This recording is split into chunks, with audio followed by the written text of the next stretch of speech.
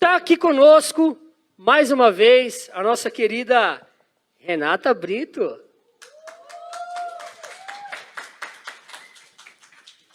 E mais à nossa esquerda, a esposa do Jorge. A Tayla, gente. A Tayla. Fala aí no microfone aí. Em casa nós conversamos, que o Matheus gritou de lá da tarde, você nem ligou. Vixe. Em casa a gente conversa. É isso aí, então. Vamos lá dar início ao nosso AgitaCast. Agora é com elas. Boa noite.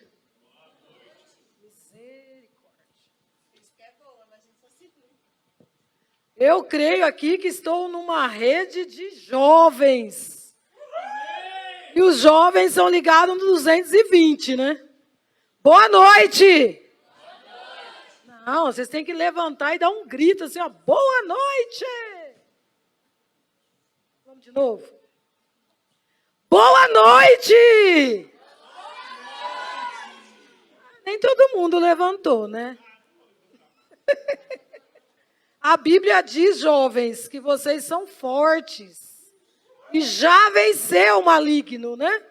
Então vocês têm que ser como águias. Correrão e não se cansarão. Glória a Deus.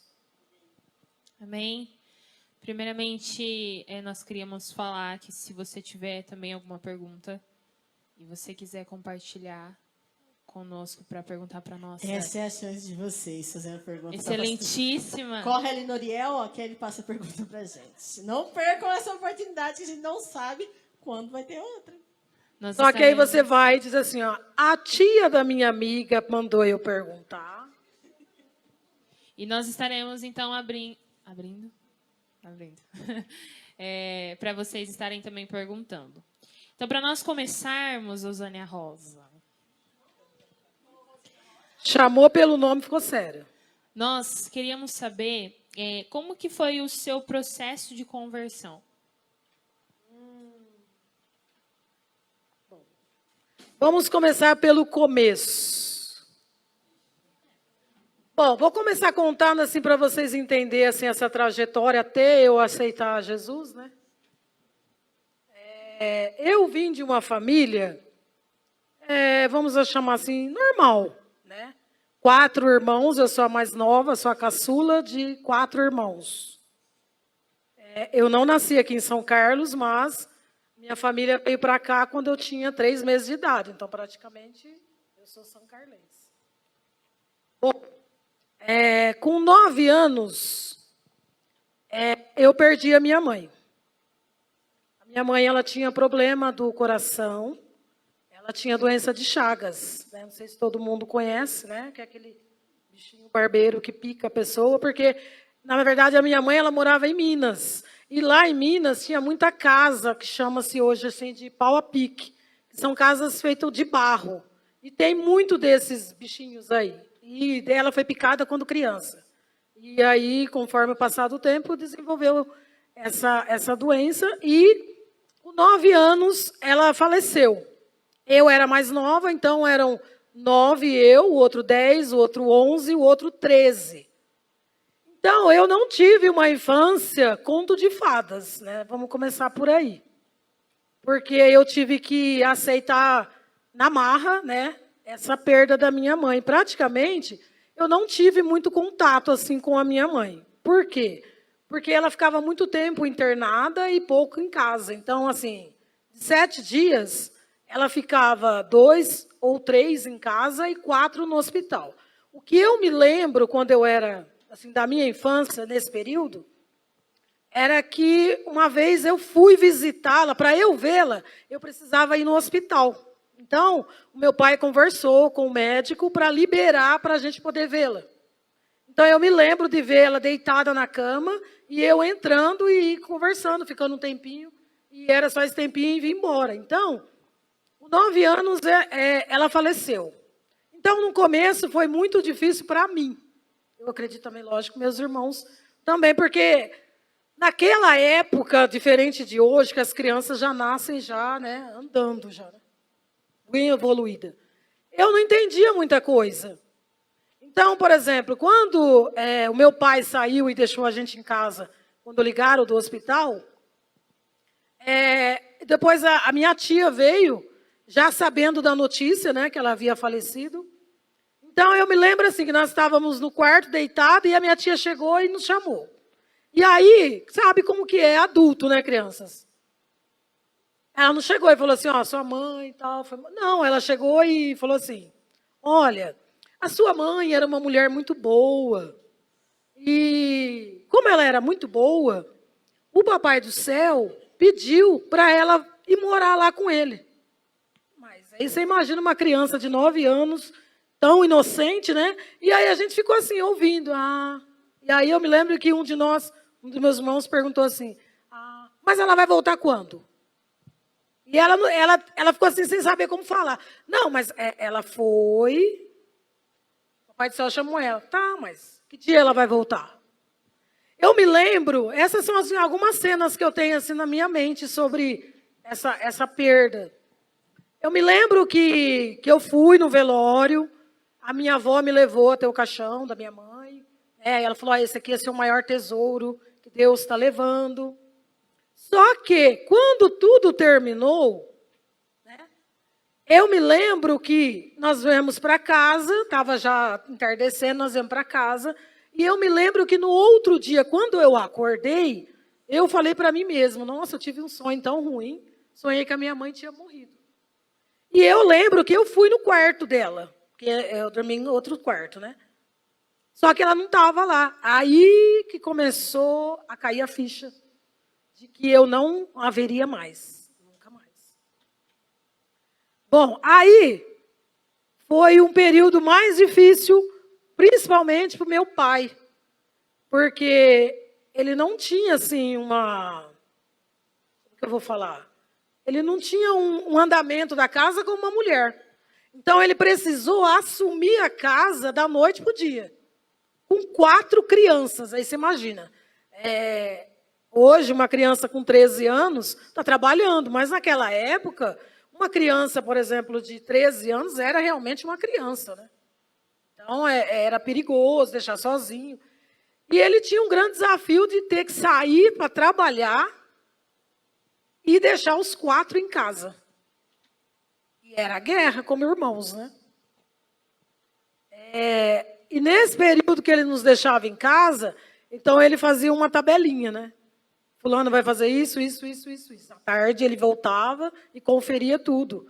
Era uma forma que ele tinha de nos ensinar a se virar. Eu me lembro de uma frase que ele sempre falava assim, ó, tudo que ele ia fazer, por exemplo, nós 4, eu e meus irmãos, ele sempre nos ensinou tudo. Eu, por exemplo, aprendi a cozinhar com meu pai. Os meus irmãos também. Cozinhava, lavava. A única coisa que nós não fazíamos era passar roupa, porque ele achava que era muito perigoso. Mas ele sempre falava assim, ó, vocês precisam aprender a se virar, porque eu não vou durar a vida toda. Eu lembro 2 frases que ele sempre falava, que ele falou, né? Que eu me lembro ainda. E aí a nossa infância foi assim, eu cresci meio que revoltada com Deus. Eu me lembro que eu falava para Deus, por que você levou a minha mãe e não me levou? Por que você não deixou ela, ao invés de me levar? Você é um Deus ruim. Eu falava isso para Deus sem criança, sem saber. Porque você fez isso. Na minha sala, todo mundo tem mãe, menos eu. E tinha aqueles conflitos, né? Às vezes de criança, adolescente, em comemorações.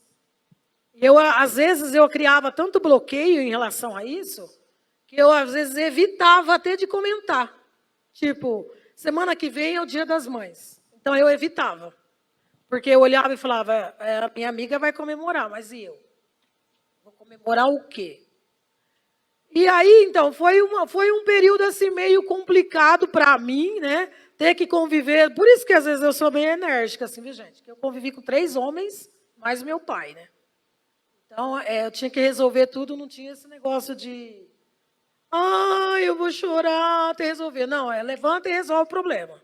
Então, eu fui criada nesse ritmo, assim. Né? E passei isso para os dois bonitos ali, né? A Kézia e o Mateus, que eles amaram isso. Vou chegar nessa parte. E aí, tem mais pergunta, vou ser bem rapidinho, tá bom? Bom, aí eu cresci, me tornei jovem, né? O meu pai era um homem muito rígido, era do tipo da educação, acredito que muitas mães aqui vai talvez se identificar. O meu pai era o tipo da pessoa que ele não falava duas vezes, ele falava com o olhar. Então ele dava uma olhada, você já entendia o que ele queria falar. Então eu não precisava falar 2 ou 3 vezes. Então, eu hoje, assim, depois de muitos anos, depois que eu conheci Jesus, na época eu não entendia isso. Eu achava que meu pai não gostava. Eu falava assim, além de eu perder a minha mãe, agora eu tenho meu pai que não gosta de mim. Mas eu não entendia. Depois que eu comecei a conhecer a palavra, comecei a conhecer Jesus, aí eu entendi que, na verdade, era uma forma que ele entendeu que se ele levasse os 4 assim, ele não iria perder o respeito. Né? Porque a gente sabe quanto é difícil criar um filho. Aí você imagine 4. Mas ele era. Eu fui assim, conhecer realmente, entrando aí, próximo aí do. Como eu conheci Jesus, eu passei a conhecer a palavra, ter contato com a palavra. Até então, eu não conhecia o mundo. Até os meus. O pai faleceu quando eu tinha 21 anos. Até essa idade, eu não conhecia o mundo. Ele não deixava a gente sair assim, para balada. Né? Era assim, ele levava e depois buscava. Tinha um horário, e não era como hoje. Todo final de semana a gente chamava de balada, não era balada, né? Era tipo baile, né? Que tinha nos clubes aqui da cidade na época. Mas era assim, é de 15 em 15 dias. Era um final de semana assim, um não. Então, se você ia no cinema, no outro, você não ia lá no outro centro, você queria. Então, era assim. Só que, depois que ele faleceu, aí ficou nós 3 até então. Porque um já estava casado, né? Aliás, só nós 2, né? Eu e o outro um ano mais velho que eu. E os outros 2 mais velhos já estavam casados. Então, ficou eu e mais o meu irmão. Aí, eu passei a pensar... O que será que tem lá fora? Eu comecei a fazer algumas amizades que me levou a cada vez mais afundar no mundo. Eu tenho para mim um pensamento assim, que quando eu aceitei Jesus, eu estou dizendo assim, para mim, foi a última chance que Jesus me deu. Eu penso que se eu não tivesse aceitado Jesus há 25 anos atrás, naquele dia, por coincidência, nesse mesmo templo, eu não estaria mais aqui hoje. E como que eu conheci Jesus? Eu comecei, lógico, a conhecer o mundo, tal. Nesse período, meu pai já tinha falecido, mas antes dele falecer, a segunda frase que eu me lembrava sempre, eu e meus irmãos, nós não se dava, sabe? Tipo, irmãos mesmo. Assim, a gente viajava, daqui... Lá onde nós fomos esse final de ano para frente de São José do Rio Preto, nós viajamos os 4 atrás, os 3 atrás, um na frente, numa TL, aí você imagina, né? Ela é mais apertada que um Fusca. Ninguém podia encostar um no outro, porque se encostasse era assim, ó, de tão bem que a gente se dava. Só que eu me lembro que antes do meu pai falecer, que é outra cena que eu tenho na mente dele, eu lembro que ele nos chamou no quarto, ele estava sentado na cama. Ele nos chamou e falou assim, eu sei que eu não vou viver muito tempo. O que eu quero pedir para vocês? Que vocês se unam. Não quero que vocês fiquem como estão. Que vocês sejam realmente irmãos. Eu penso que ele já sabia da partida. Bom, aí tinha uma pessoa que era muito amigo do meu irmão, que cresceu praticamente com a gente. Era amigo de infância. E ele frequentava muito em casa, porque ele morava na mesma rua de casa. Hoje, graças a Deus, ele é até pastor. E ele ia muito em casa. E ele trabalhava numa empresa aqui do bairro, e um dia ele tirou férias. E foi viajar para a casa do tio dele. Aí está começando a minha conversão. Ele foi viajar e quando ele voltou, eu estava dentro do meu quarto, a cozinha de casa ficava de frente com o meu quarto. Eu escutava eles conversando. E eu achava que achei assim que ele ficou muito esquisito quando ele voltou. Ele estava estranho. E eu dentro do quarto, arrumando minhas coisas, eu ficava assim, nossa, ele está estranho, está esquisito, ele não foi assim. E ele falava eufórico com meu irmão. Nossa, Nilton, você precisa saber, eu fui lá, meu tio falou de Jesus para mim, eu aceitei Jesus lá, mas ele foi falando numa alegria que eu olhava e falava, nossa, ele está esquisito. Será que fizeram lavagem cerebral nele lá? Isso é o que passava na minha cabeça. Aí ele virou e falou assim pro meu irmão, ele falou para mim que tem um pastor aqui na cidade que é amigo dele, ele pediu para a gente começar a congregar lá na igreja dele. Vamos? Aí eles foram. Aí ele virou e falou assim, ô Nilton, vamos chamar a Zana para ir? Meu irmão virou e falou assim, você tá louco que ela vai? Você tá louco? Eu não vou chamar não. Se você quiser, você chama. Gente, porque eu era terrível mesmo. Terrível mesmo. De convivência, sabe? Vocês acham que hoje eu sou brava? Assim, vocês não me conheceram lá atrás. Bom, e aí eles vieram, né? E começaram o processo de conversão deles. Uma semana, e toda vez que eu falo assim, né? Eu falo assim, às vezes, você que está aqui hoje, às vezes você olha para a pessoa que te chama para vir para a igreja, ou para ouvir a palavra, às vezes você fala assim, ai que cara chato, cansa de ficar me chamando, todo dia me chamando. Ele era esse chato. Todo dia que ele vinha para o culto, ele passava lá e falou, Zana, vamos. E eu todo dia, durante o dia, eu ficava pensando, o que eu vou falar para ele hoje? Qual que é a desculpa que eu vou inventar hoje? Gente, é sério mesmo, eu ficava pensando, bom, hoje eu vou falar que eu estou com dor nas costas. Bom, hoje... Só que esgotou as desculpas, né? Eu louvo a Deus pela vida dele, porque se ele não tivesse perseverado, hoje eu não estaria aqui. Teve um dia que eu acho que ele cansou tanto de eu falar não, cada dia eu dava uma desculpa. Teve um dia que ele chegou, eu me lembro que era num sábado. Ele chegou e falou assim, ô Zânia, vamos no culto hoje? Aí eu fiquei assim, ai meu Deus, o que eu vou falar? Ontem eu falei isso. Aí eu olhei assim no relógio, o culto começava às 7 horas, era 10 para 7. Nós morávamos ali no Tijuco, né? Mas congregava no Jockey. Aí eu ficava assim. Então, não vai dar para nós. E por quê? Já está na hora do culto. Vai te atrasar. Ele estava em pé. Aí ele estava em pé, ele sentou no sofá assim e falou assim para mim, pode tomar banho que eu te espero. Aí eu fiquei, e agora? Agora eu tenho que ir. Mas eu me lembro assim, da primeira vez, quando ele estacionou o carro ali de frente, ali, eu me lembro como se fosse hoje. Eu desci do carro, olhei assim, a fachada da igreja e disse assim, Jesus, eu vou entrar aí. Mas se o Senhor não mudar a minha vida, eu nunca mais ponho meu pé aqui dentro. E Deus começou um processo muito intenso de libertação, de cura, de restauração, em todas as áreas da minha vida. Graças a Deus, hoje nós somos 4 irmãos, 3 pastores, um só que ainda não é, né? Mas vai ser em nome de Jesus. Mas pelo menos vai servir a Deus.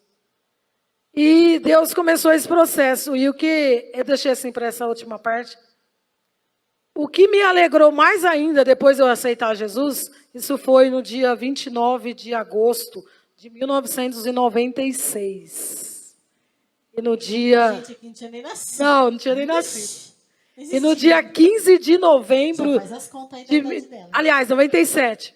No dia 15 de novembro de 1997, eu decidi me casar com esse Jesus. Então, vai fazer agora esse ano, nós vamos fazer bodas de prata. Vai fazer 25 anos que eu me casei com Jesus para nunca mais separar. E Deus, ele faz as coisas e a gente não entende, né?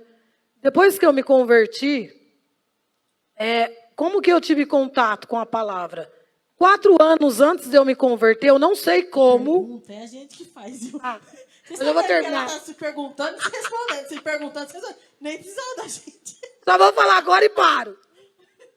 Eu não sei hoje, até hoje, gente, sinceramente, eu não sei como. Mas o meu pai, quando ele começou a ficar doente, vinha um pastor na minha casa para orar por ele. Eu não sei quem é que chamou, não sei como é que ele conheceu esse pastor. E ele fazia os 4 sentar para ouvir o pastor falando. Ó, o pastor vai vir aqui hoje, vocês vão sentar na cadeira e vai ouvir o pastor falar. Foi esse primeiro contato que eu tive.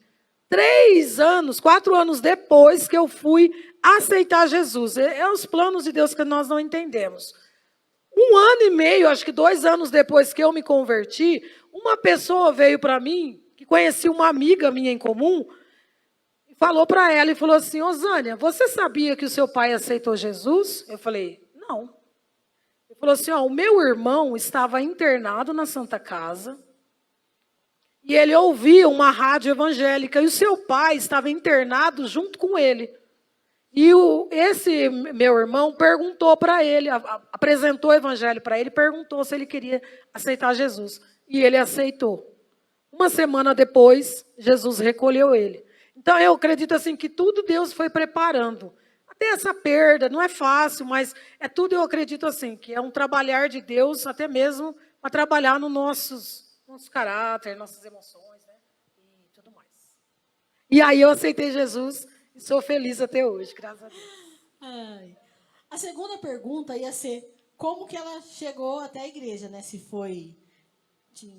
mãe que tropeçou. Passei assim, entrei? Igreja, entrou. Não. Aí ela já disse que foi... Ô, gente, eu vou falar uma coisa para você em relação a essa pergunta. Eu odiava crente. Hoje eu pago com a língua, né? Sério. Meu pai ficou doente, o pastor ia orar, né? Sabe o que ele fazia? Quando tinha culto, ele mandava eu levar a camiseta para o pastor orar. Eu queria morrer. E eu ficava assim, mas com 4 filhos tinha que ser eu. Por que ele não pediu para os outros? Aí, como eu morava no Tijuco, e a igreja ficava numa rua principal, onde passava o ônibus. E eu morria de vergonha das pessoas me verem conversando com um crente. Para mim era uma vergonha. Aí o que eu fazia? Eu era um agente secreto. Lá, vocês sabem assim que no Tijuco tem muito beco, né? Não sei se vocês conhecem lá. Então tinha um beco que estava quase que de frente com a igreja. Aí eu chegava na esquina, no beco, e fazia assim, ó. Se eu olhasse e visse que o ônibus estava lá, eu, corria para dentro da igreja. Porque eu pensava assim, vai que algum amigo meu passa e me vê entrando nessa igreja, vai pensar o quê de mim? Porque eu tinha vergonha. Né? Porque eu não imaginava também o que Jesus ia fazer na minha vida. Mas graças a Deus que Deus usou esse irmão, né, para me trazer, graças a Deus. Né? Então, assim, frisou bastante que era a insistência. Porque hoje a gente vê muitos jovens, adolescentes, que têm vergonha de convidar, ou às vezes ganham um primeiro não, já desiste. Então, o segredo é não desistir, gente. Chamou? Não foi? Continua, que um dia vai. E qual foi a parte mais difícil para a senhora nesse processo? Uma coisa assim, talvez seja isso que você acabou de falar, a vergonha. Porque não é fácil, né, gente, assim... Aceitei Jesus, tá tudo... Não é. Não. Você não aceita Jesus hoje e sai daqui crente, não. Você tem que ir se libertando de muitas coisas. Para mim, uma das coisas que eu tive que me libertar, e muito, até inclusive na primeira vez que ele me convidou, foi algo que eu fiquei pensando, que nenhum dos meus irmãos está aqui para, né, confirmar. Né? Foi uma coisa tão assim, talvez para vocês estranha, mas para mim, eu fiquei assim, meu Deus. Enquanto eu estava tomando banho isso, gente, tudo isso na minha mente, eu falei, meu Deus, hoje eu vou ter que ir na igreja? Que roupa que eu vou? Porque eu vou na igreja de crente. E os crentes não usam a roupa que eu uso. As minhas saias eram mais ou menos até assim, até aqui, assim. Desse tamanho.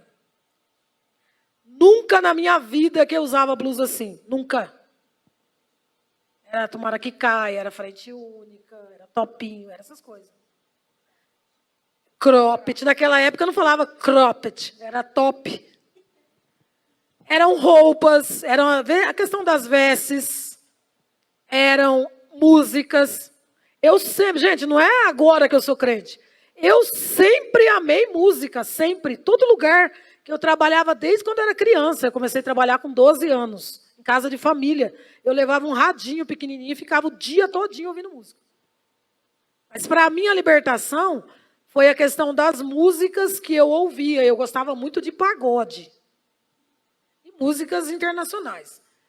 Então, a libertação para mim foi conseguir entender que aqueles tipos de músicas não agradavam a Deus. Porque até então eu achava que não tinha nada a ver. O que, que tem? Não tem nada demais. Mas tinha muito.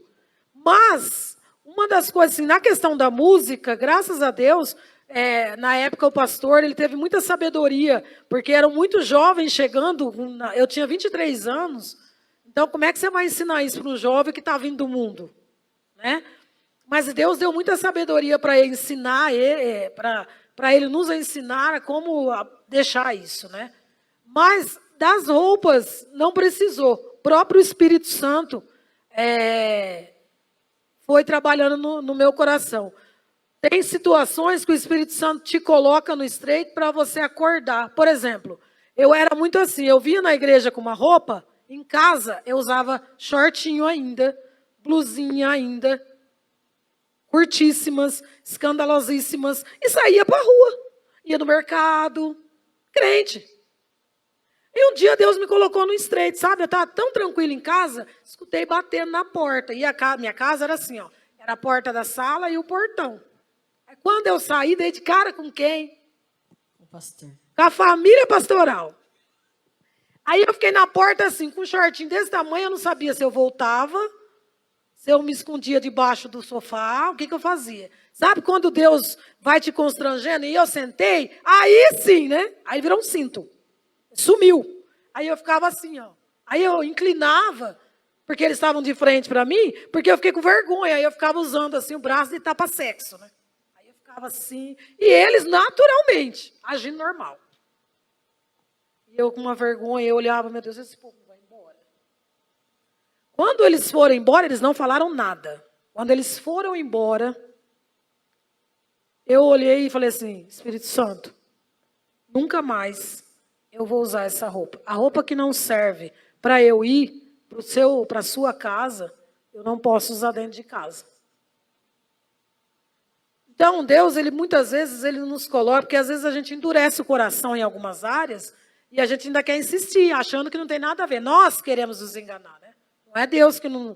Então, a minha parte assim, de dificuldade foi nessa parte, né? Na questão das vestes.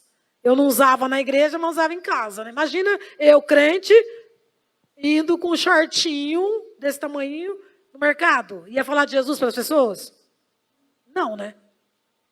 Então, essa foi a dificuldade maior.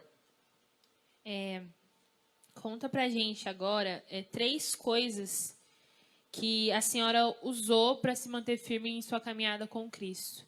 Porque nós sabemos que as dificuldades vêm, as tentações vêm, o mundo ele tenta tornar coisas mais atrativas para um jovem. E eu queria que a senhora contasse para nós essas 3 chaves que a senhora usou para se manter firme. Bom, 3.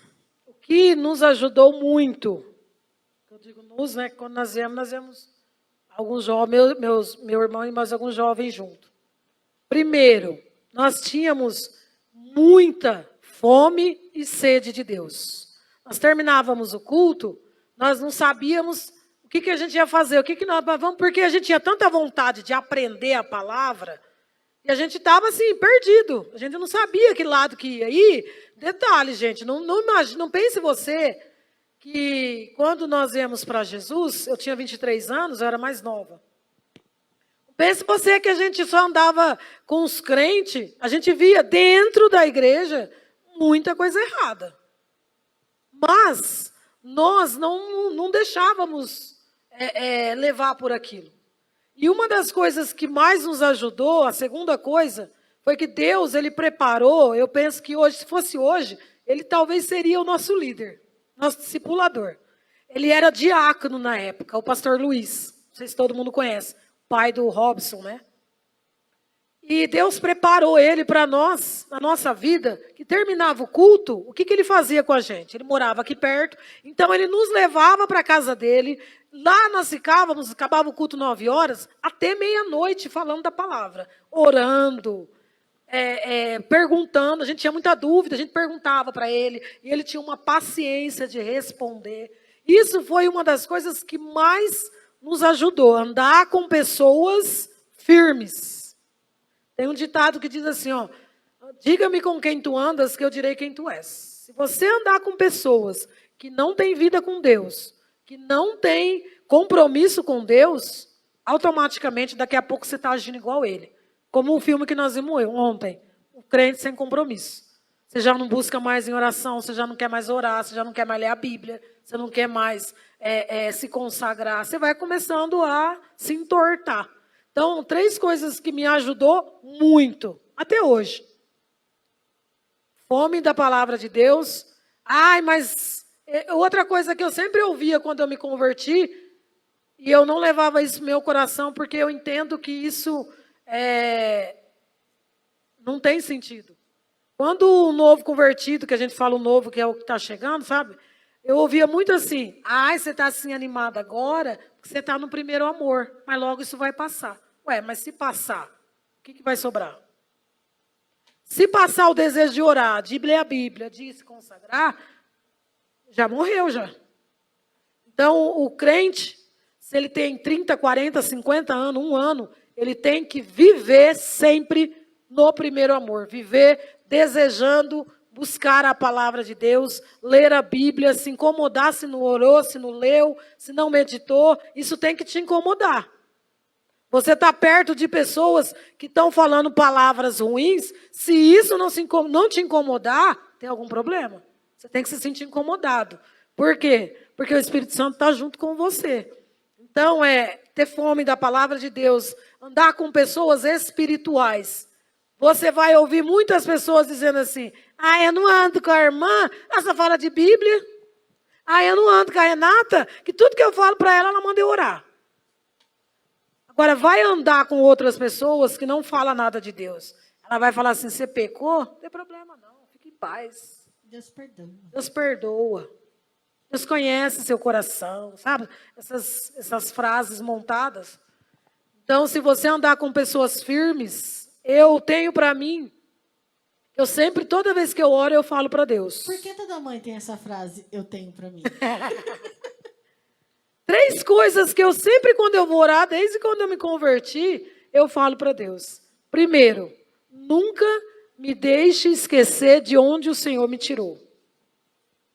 Segundo, Deus, que o Senhor me dê saúde até 100 anos. Eu falo para Deus que eu quero viver até 100 anos. Então, vocês vão ter que me aguentar muito mais. E terceiro, nunca me deixe perder o amor à pessoa de Jesus.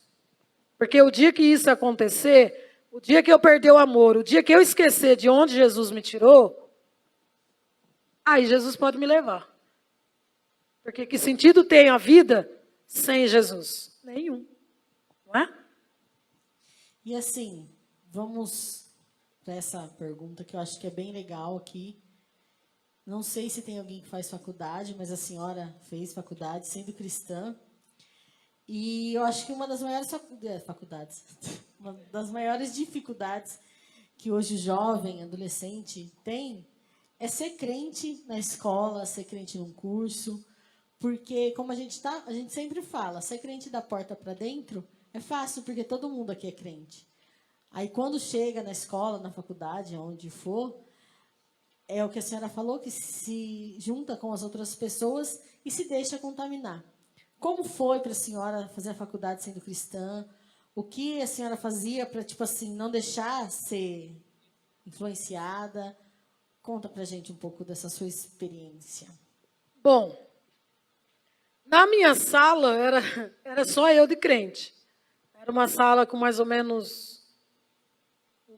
Começou o curso com 40 alunos e no final já estava, assim, no segundo ano já tinha acho que uns 20, 23 por aí. Então eu era a única crente ali dentro, mas todo mundo sabia que eu era crente. Não tinha, porque eu penso assim, ó, você que é crente, não tem como você esconder que você é crente. Como é que você esconde que você é crente? Dá para esconder Jesus? Não. Dá para você esconder o sol? Não dá. Não é que você põe a mão no sol e vai sair as luzes, então não tem como você esconder. Então, eu sim tive contato com muitas pessoas que não eram cristãs. Vocês sabem que a faculdade é uma bênção, né? Só que você tem que ir já pensando que você quer buscar. Eu fui... quando eu comecei, às vezes as pessoas sempre falam isso. Por que você, por exemplo, eu me formei em letras. As pessoas falam assim, muitas pessoas me perguntam, por que você não dá aula? Porque o meu propósito, quando foi fazer a faculdade, não era para entrar numa sala de aula. Eu sempre tive esse pensamento assim. Deus, eu quero fazer a faculdade, mas o que eu aprender lá, eu quero investir no seu reino. Eu não quero algo para mim. Mas eu quero o que eu aprendi, eu quero aplicar na casa de Deus. Mas eu tinha muitas pessoas ali que estavam ali, tinha muita gente desviada. Eu já ouvi muito aquela frase, uma vez eu lembro que eu estava entrando na aula de inglês, e uma pessoa, eu estava entrando, e eu ouvi tinha duas meninas conversando, e eu entrei e escutei uma falando assim, mas você é crente? Você anda com a gente? Você faz o que a gente faz? Você é crente? Aí eu entrei, até então eu nem sabia. Eu estudei 4 anos com essa pessoa e não sabia. Ela conseguiu, né, ofuscar a luz de Jesus. Eu entrei, quando eu pus meu material na cadeira, eu escutei ela falando assim, mas eu peco a semana inteira, no final de semana eu peço perdão. Eu falei, eu não escutei isso. Eu falei, Deus, segura minha boca, segura minha boca. Aí eu fui tentando sair de mansinho assim, né? Aí ela virou e falou assim, Zânia, você não acha? Eu falei, não. Eu falei, acho o quê? Então, ela está falando aqui que ela é crente, mas ela não frequenta as aulas, ela chega aqui, ela vai para os barzinhos, ela fala palavrão, ela fica cada dia com um menino. Eu vi essas coisas, gente. Ela bebe, ela fuma.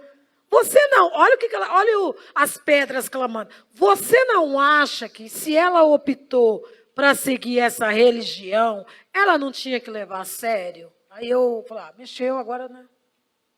Aí ela estava assim, tipo a gente aqui. Eu cheguei e ela falou assim, então, escuta aqui. Eu falei assim, ela conhece a verdade. E ela sabe que se ela continuar desse jeito, se ela morrer hoje, ela vai para o inferno. Sabe o que ela falou para mim? Meu pai fala isso para mim todo dia, que ele é pastor. Eu olhei para ela e falei assim, e que hora que você vai mudar de vida? Eu tinha muito assim, esses confrontos, né? Mas todo mundo na sala sabia que eu era crente. Só que dentro da faculdade, vocês sabem que a Bíblia não é visto como nós vemos. Então, eu ouvia muito gente falando, professores mesmo, falando que quando o povo atravessou o mar, aquilo era um mito, não foi verdade. Que quando aquele homem que a Bíblia chama de Noé, construiu um barco que levantou e teve dilúvio, isso não foi verdade, isso é um mito. Eu tinha que ouvir essas coisas, mas nem por isso. Mas eu olhava para eles e sabia que eles não tinham Jesus, eles não conheciam o Jesus que eu conhecia. Mas você vai enfrentar dificuldades, sim. Só que aí você tem que tomar uma decisão, né? Você quer Jesus e não se deixar contaminar. Dá para fazer isso? Dá. José foi assim, Daniel foi assim, Sadraque, Mesaque, Abednego foi assim. E por que nós vai ser diferente? Lembrando que quando você se deixa contaminar, você está envergonhando o nome de Jesus, né? E não o seu nome. Porque a primeira coisa que vai fazer, assim, a Tayla está fazendo isso. Não. Ué, ela não é crente? O que ela está fazendo isso? É o que você mais vai ouvir. Ué, você não é crente? Primeira coisa é envergonhar o nome de Jesus. Vai, Tayla. Agora, ministerialmente, como foi para a senhora esse chamado do pastoreado? Como que a senhora recebeu isso?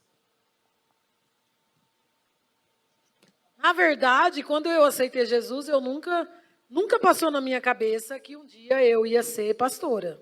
Eu não tinha isso no meu coração. Ah, eu aceitei Jesus agora eu vou estudar porque eu sei que eu quero ser pastora. Não. Eu sempre fui, desde quando eu me converti, envolvida na obra de Deus. Se eu não estava trabalhando na parte administrativa, eu já fiz parte eu já passei em todos os ministérios, gente. Louvor, na época era reto projetor, limpeza da igreja, tudo. Só não subi no telhado porque eu tenho medo de altura.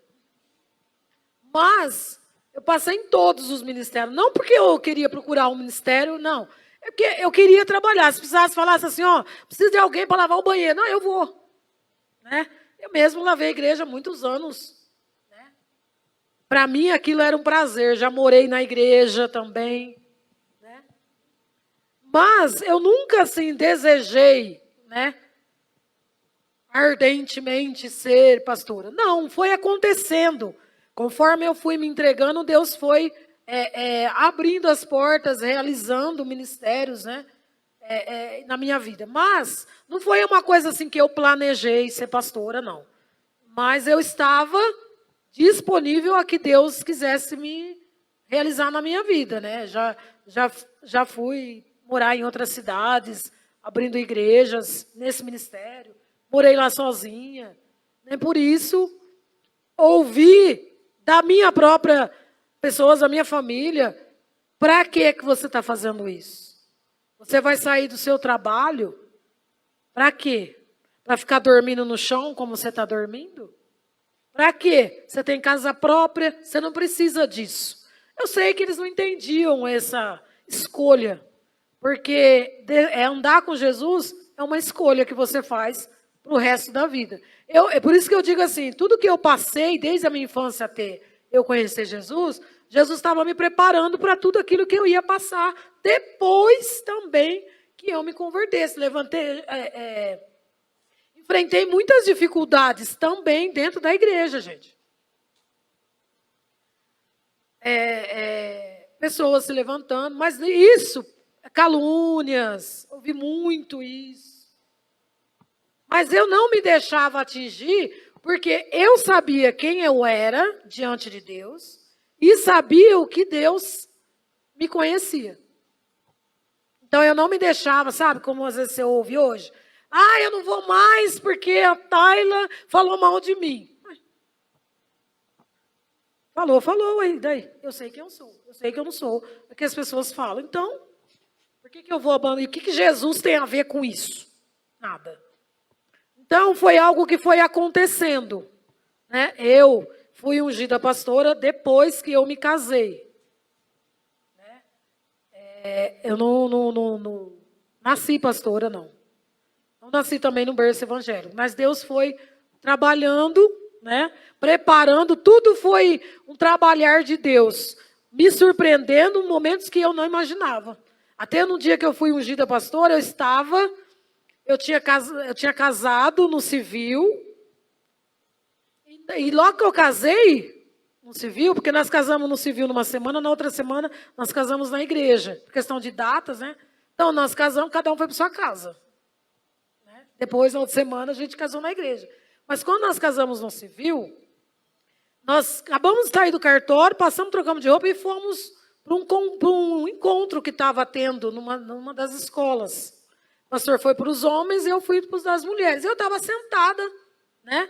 Porque estava tendo ministração e eu estava sentada ali. E aí, a pastora que estava ali, ela não sabia de nada, e nem eu. Eu estava sentada, como as meninas estão sentadas ali, ela estava ministrando, ela falou assim, Osânia, vem aqui.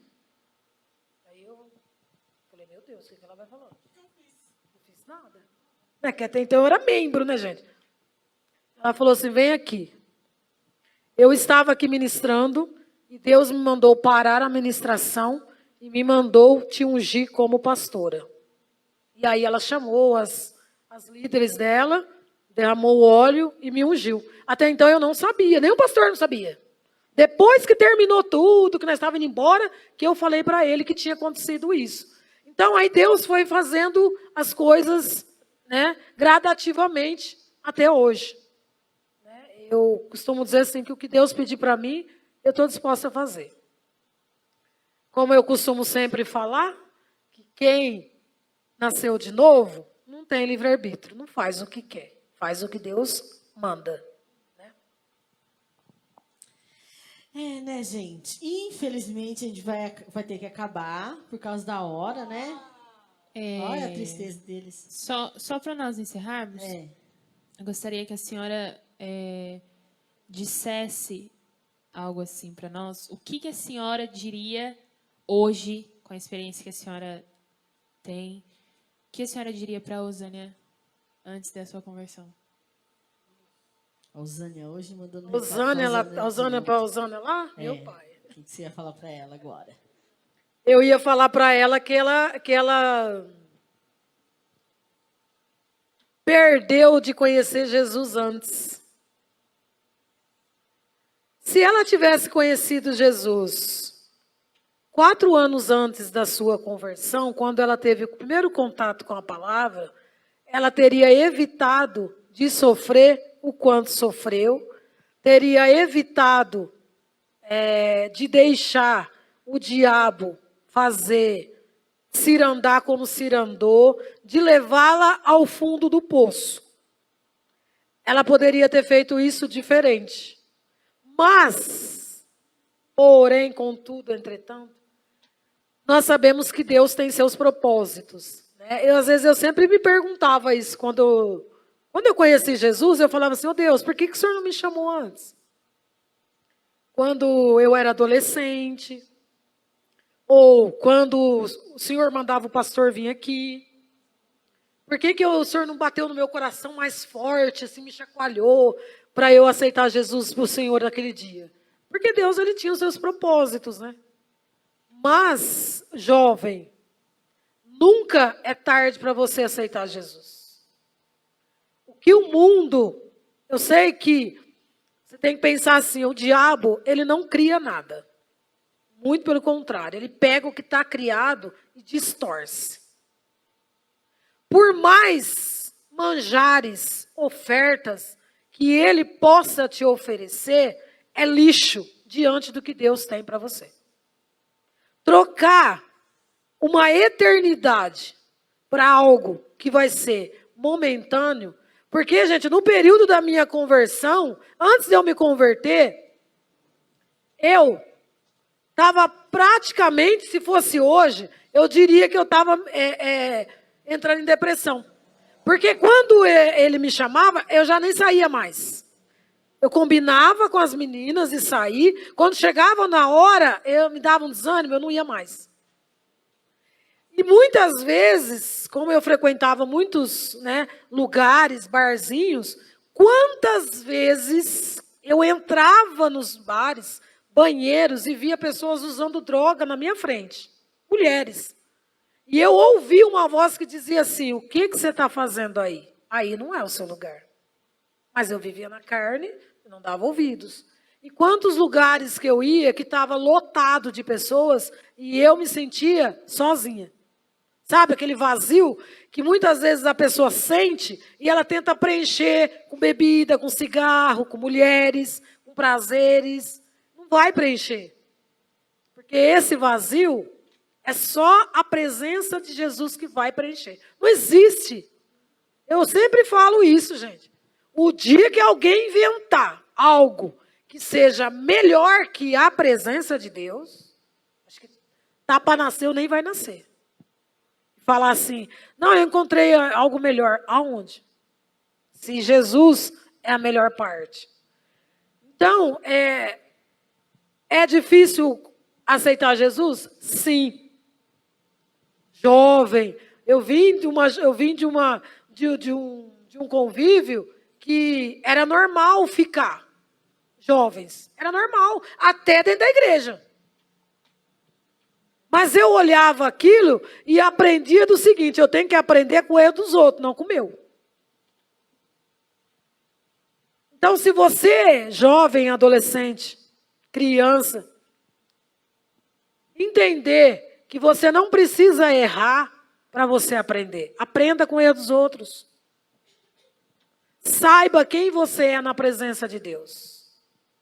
Busque a presença de Deus. Jovem e adolescente, a falta que você sente de ter uma companhia, eu falo porque no começo da minha conversão, gente, eu ficava assim, ó. Eu não conhecia ninguém, né? Tinha ministério de louvor, a maioria era assim como vocês, solteiros, né? Aí eu ficava assim, ai Deus, dá aquele irmão ali para eu casar, Senhor, olha que bonitinho. Deus olhava assim, deixa que eu te pego. Porque eu achava que eu podia ficar assim, ó, dando tiro para todo lado, sabe? Porque eu achava que aquela falta que eu tinha no coração ia suprir se eu me envolvesse com alguém. E não ia, e não vai. Porque Deus já deixa esse vazio para você entender que é para Ele. É por Ele. Vem dEle. Você tem que buscar Ele. Depois que eu tive essa experiência, eu fiz uma oração para Deus, principalmente nessa área sentimental, que é a que o mais jovem às vezes cai, né? Adolescente. Eu orei e falei assim, Deus, eu entrego o meu coração para Ti. O Senhor só me devolve quando o Senhor preparar a pessoa que é para ser o meu esposo. E vou dar uma diquinha aqui. Eu orava e dizia assim, Senhor, quando eu já tinha meus 25, 26 anos, eu sempre orava e falava assim, Senhor, a pessoa que o Senhor preparar para mim, eu quero que tenha as suas características. Olha que desafio. Jesus, eu quero um homem como o Senhor, que ore, que seja um homem de jejum, que seja um homem de compromisso e, acima de tudo, que te ame mais do que a mim. Orei ou não orei certo? E Deus ouviu. Eu vi uma tirinha assim, né? Lembrei agora. A mulher falou assim, eu orei muito para que Deus me desse um marido perfeito. Agora eu não tenho culpa que ele não orou a mesma coisa. Né? E aí, coitado desse pastor. Depois que eu orei, eu me esqueci. Eu não ficava toda hora. Ô Deus, você lembra da minha oração? Você lembra, Deus? Eu não ficava importunando Deus nessa área, porque eu sabia que essa área sentimental estava nas mãos de Deus e na hora certa Deus ia me dar. Eu me casei com 32 anos, me converti com 23. Durante esses 9 anos, nunca me envolvi com ninguém, nunca, vamos dizer assim, nunca beijei, abracei, namorei ninguém. Apareceu muito? Sim, dentro da igreja. Muitos que chegavam e falavam assim, por que você não namora o fulano? É porque Deus não falou comigo. Então, é você esquecer. E quando você esquece, Deus cuida. Tanto que quando aconteceu tudo, que eu não vou contar hoje, que é muito longo, quando aconteceu que Deus trouxe esse relacionamento, e namoro é dentro do casamento, não é fora, crente não namora, casa. Quando aconteceu, eu não queria. Eu já estava num relacionamento com Deus tão profundo, que se eu tivesse que ficar solteira, eu ficava. Foi uma luta dentro de mim, não foi nem a questão de me casar, foi aceitar que era propósito de Deus eu me casar. Porque para mim, eu estava bem como eu estava, com Deus, eu orava, eu estava dentro da igreja, eu estava envolvida. Então, quanto mais eu me envolvia, mais eu queria mais, né? Mas era propósito de Deus. Então, se você está disposto a viver o propósito de Deus, você vai viver coisas grandes. Mas, se você está disposto a viver os seus propósitos, você vai até a sua limitação e não vai viver o que Deus tem. Como o povo de Israel. Andou e não entrou na terra prometida. Então, eu decidi obedecer à voz de Deus. Obedecer ao que Deus me pedia e me pede, né? Então, eu nunca imaginei que Deus iria me dar um esposo, né? E 2 pacotinhos lindos que veio junto, né? Kézia e Mateus. Que até, inclusive, para encerrar, quem me pediu em casamento para o pai foi o Mateus. Então, agora, aguenta. Né? Ele chegou, um dia eu estava na igreja, gente, ele chegou e falou assim, Osânia, você não quer casar com meu pai? Ô menino, fala baixo, tem gente aqui. Não vai entender isso. Então, eu aceitei o pedido dele e me casei com o pai dele. Tá bom? E vivemos felizes para sempre. Agora, melhor ainda, porque os filhos já casaram, então, estamos felizes. Amém? Alguém quer fazer alguma perguntinha? Não? Os pacotinhos lindos. Não Os quer fazer? pacotinhos, quer perguntar para a mamãe? Não? Não? Então, ora pra gente, pastora. Amém, vamos orar então. Quero que vocês se coloquem de pé. Vem aqui à frente, né? Sem encostar nas paredes, né? Eu tenho uma aversão à parede, sabe, gente? A gente chama os jovens, eles... Né? Vem aqui no meio, ó. O altar está aberto. Aprenda uma coisa. Se fosse para ver alguém muito conhecido, vamos falar Jesus. Se eu falasse para você, você vai ter a oportunidade agora, por 2 segundos ou por 5 segundos, de ver, literalmente, Jesus. Você vai ficar lá atrás? O que você vai fazer? Se fosse eu subia no altar e ficava segurando os pés dele. Então, hoje você tem essa oportunidade. Você não está vendo ele visivelmente. Mas ele está aqui. Nós iniciamos o culto dizendo que nós temos que ir por todo mundo e pregar o evangelho a toda criatura. Um dia alguém pregou esse evangelho para mim. E hoje eu estou aqui. Por mais dificuldades que você possa passar, barreiras até mesmo dentro da sua própria casa. Às vezes você está aqui e talvez a sua família não é cristã. Mas Deus colocou você como luz aonde você está. Para brilhar na vida das pessoas. Quer seja no seu trabalho, quer seja na escola, quer seja na rua, faculdade, qualquer lugar. Deus tem propósito em tudo.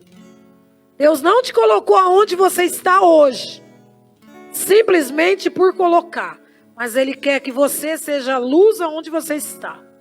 Glorifique o nome dEle nesse lugar. Então, toda vez que alguém te chamar para vir à frente e adorar a Deus, seja o primeiro, sai correndo. Cuidado para não derrubar nem a câmera e nem os diáconos, né? Sai correndo e vem à frente. E se jogue diante do altar, diante de Jesus. A Bíblia diz que eu vos escolhi, porque sois fortes. Já venceste o maligno. Você não está sozinho. Eis que estou convosco, Jesus disse, até a consumação dos séculos.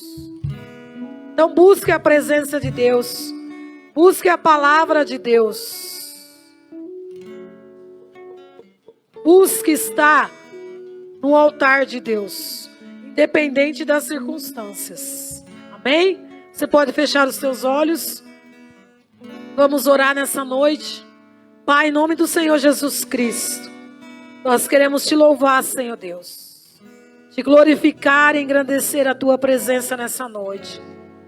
Queremos te agradecer por a oportunidade que o Senhor tem nos dado a cada dia, de poder abrir os nossos olhos, acordar, Senhor Deus, vivos, adorando, engrandecendo o teu nome, pois o nosso prazer é estar na tua presença, te louvando, te exaltando, bendizendo o teu nome, Senhor. Que a cada dia, Senhor Deus, nós possamos estar cada dia mais apaixonados por ti, Senhor. Ter sede da tua palavra, sede da tua presença. Não viver um segundo sequer sem a tua presença.